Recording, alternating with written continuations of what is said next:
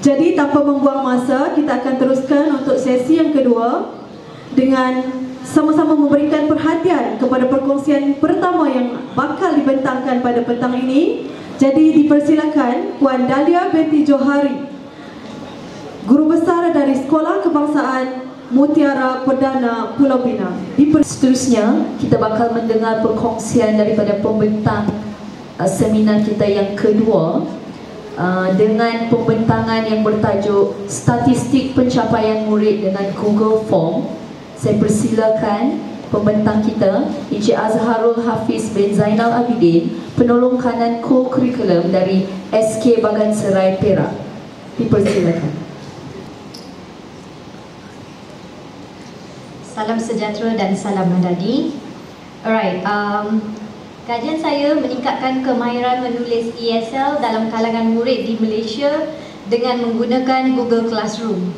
Kajian saya simple saja, bukan projek yang besar-besar macam pengetua-pengetua dan guru besar tadi. It's very simple.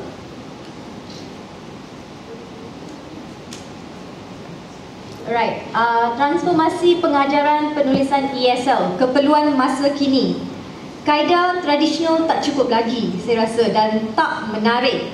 So pelajar sukar untuk menulis dan kurang kosakata dan tata bahasa mereka pun tak seberapa.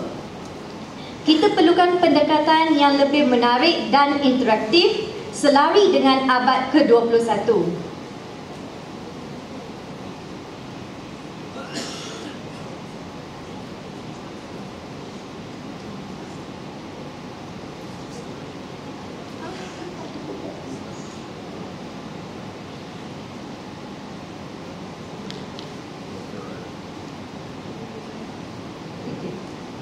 Banyak murid yang kurang motivasi untuk menulis dengan kaedah lama. So kajian ini tentang penggunaan platform digital dan kajian ini masih terhad.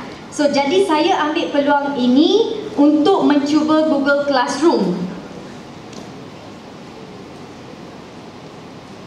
Google Classroom sangat sesuai kerana first of all, platform percuma dari Google sudah sedia ada di Delima. Boleh guna bersama Google Document, Gmail and Google Drive. Dan mudah untuk guru buat tugasan dan beri maklum balas. Pelajar juga suka guna Google Classroom sebab mereka boleh guna AI untuk bantu idea. Tapi tugasan perlu dihantar melalui Google Classroom. Ni metodologi kajian saya. Pilot study dijalankan untuk 6 minggu, pelajar tingkatan 3, and I use quasi experimental design, which is pre-test, post-test, delete post-test, and I've also used questionnaires after the intervention is done.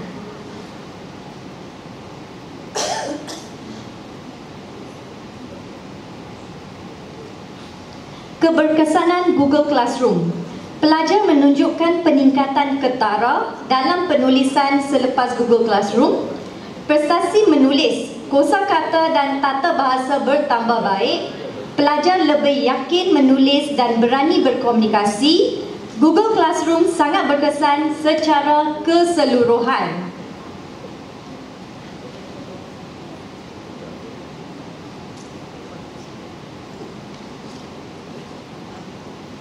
Okey. Pelajar menunjukkan peningkatan bukan sahaja dalam kosakata tapi dalam skor after the intervention. Not only in the post test but also in the delayed post test which is done after 2 weeks. Dapatan kajian, guru dapat pantau kerja murid dengan lebih mudah. Terdapat peningkatan ketara dalam kosakata, tata bahasa dan keyakinan murid. Implikasi kajian, pengajaran lebih berkesan dan dinamik, menyokong pelbagai gaya pembelajaran. Differentiated learning comes in here. Pelajar boleh belajar secara kolaboratif dan terima maklum balas segera.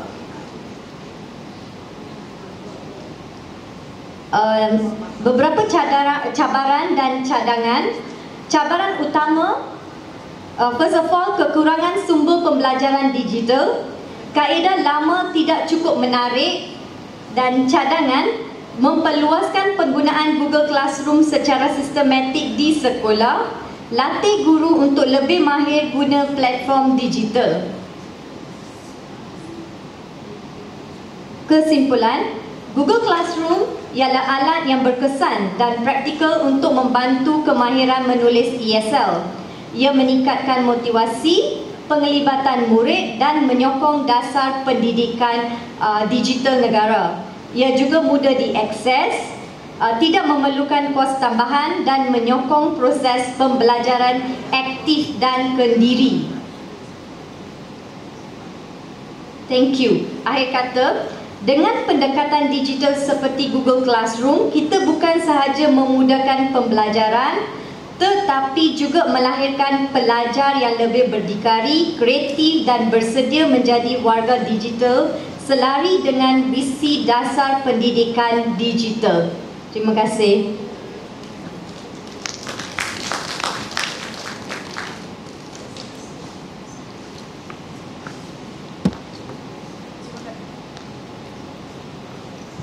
Terima kasih diucapkan atas pembentangan sebentar tadi. Jadi macam biasa kita buka untuk sesi soal jawab sekiranya ada soalan daripada hadirin sekalian.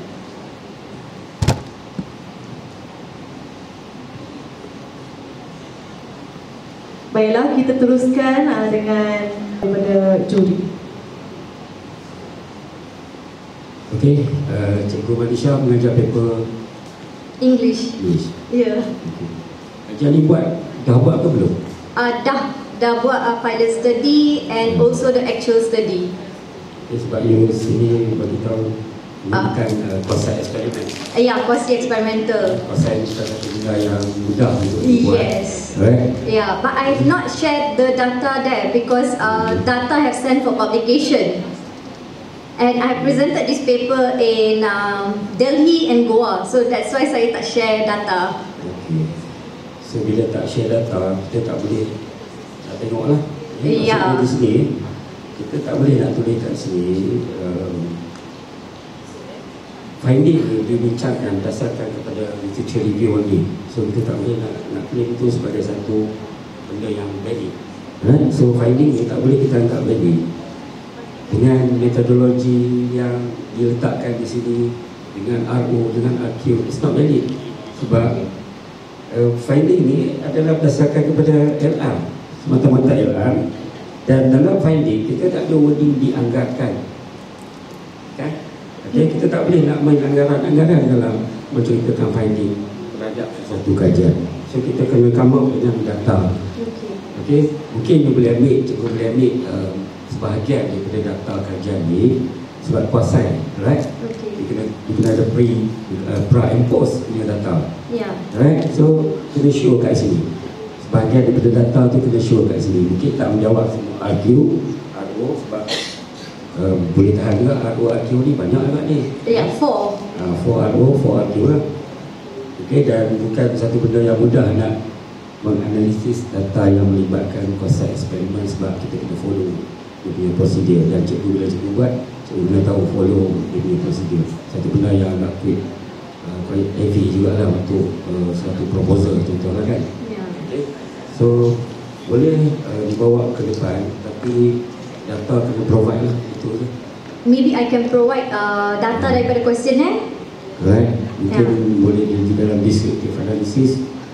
Okay, tak buat inference statistik, right? Tapi buat inference analysis, mungkin percentage ni, standard deviation. Kalau sayanglah data pasal itu untuk pergi ke Scopus ke apa kan, contohlah. Okay, tapi it's okay. Apa salahnya kalau bawa 2 RQ lah ni? Boleh. Tapi provide data lah. Tapi tak boleh buat anggaran. Okay, okay. Terima kasih.